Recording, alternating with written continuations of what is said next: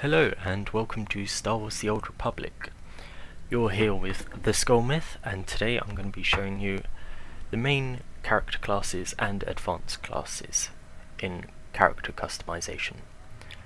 I'm going to show you mainly the Sith Empire side, as that's the side I have more knowledge with, even though I've played most of the Republic classes as well. Right, so let's get started. I'm going to start off with the Sith Warrior. The Sith Warrior, their main resource is Rage, which is built up during your basic attacks, and then your more advanced attacks use the Rage that you've built up. All main classes, such as the Sith Warrior, have two advanced classes underneath them. For instance, the Sith Warrior advanced classes are the Sith Marauder and the Sith Juggernaut. I'm going to talk about the Sith Marauder quickly before I move on to the Juggernaut. The Sith Marauder can wield two lightsabers and is a pure DPS spec advanced class.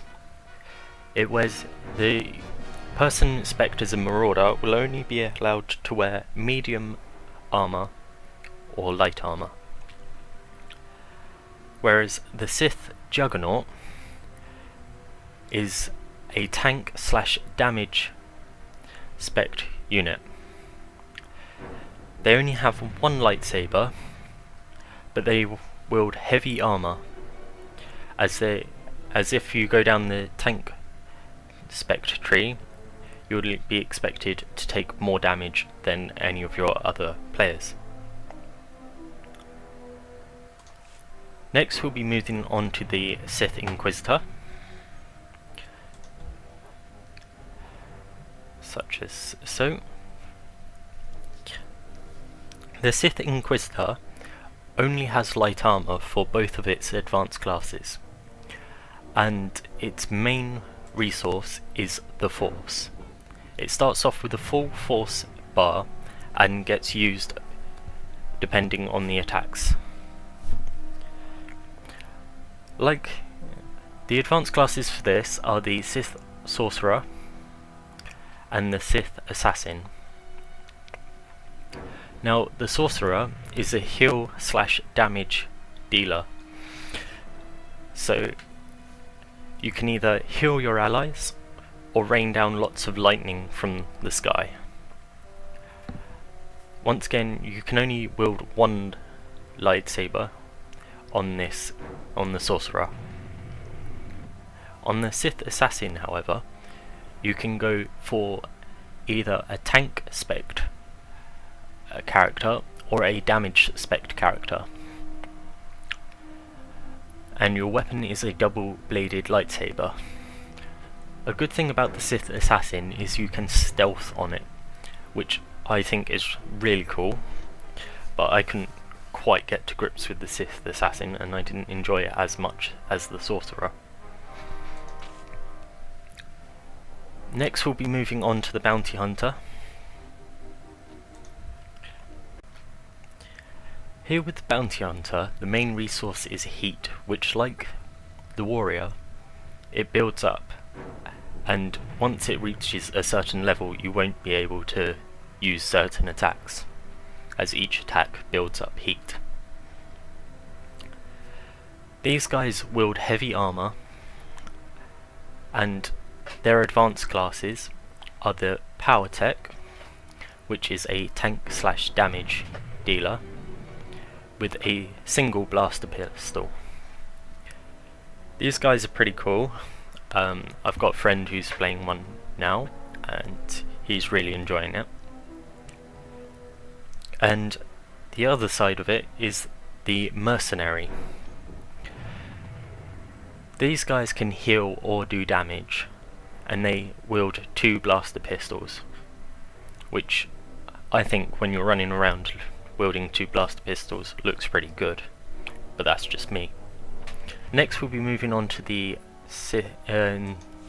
Imperial Agent.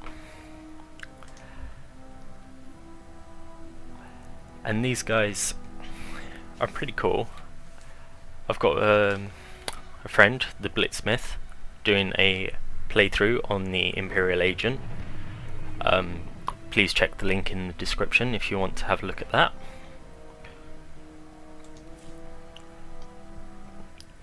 Now these guys' resource is energy, which has a regeneration rate.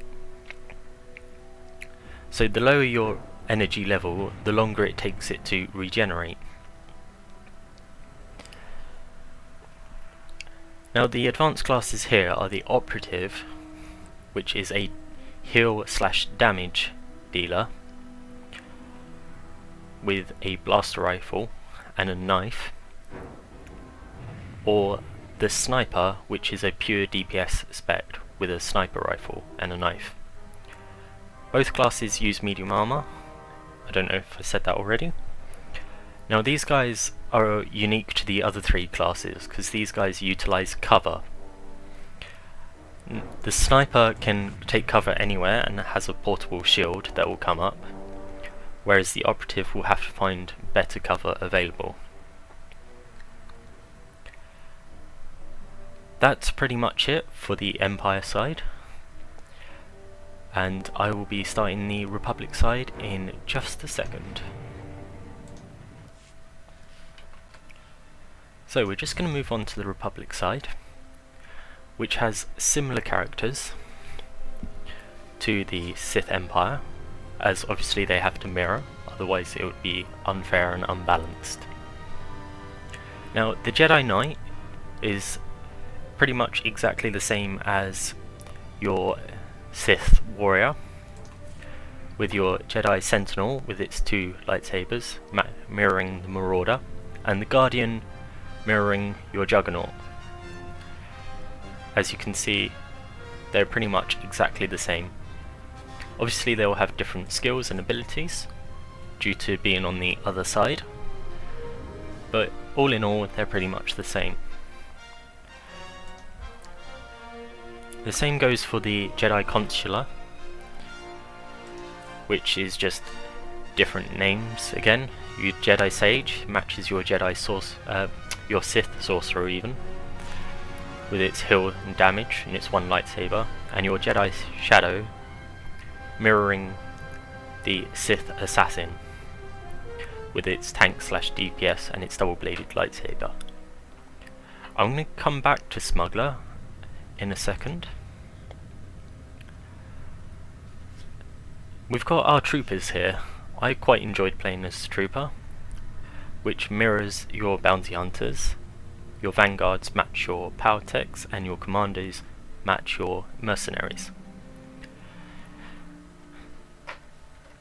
These guys are slightly different with their resource because their energy cells deplete, if I remember correctly.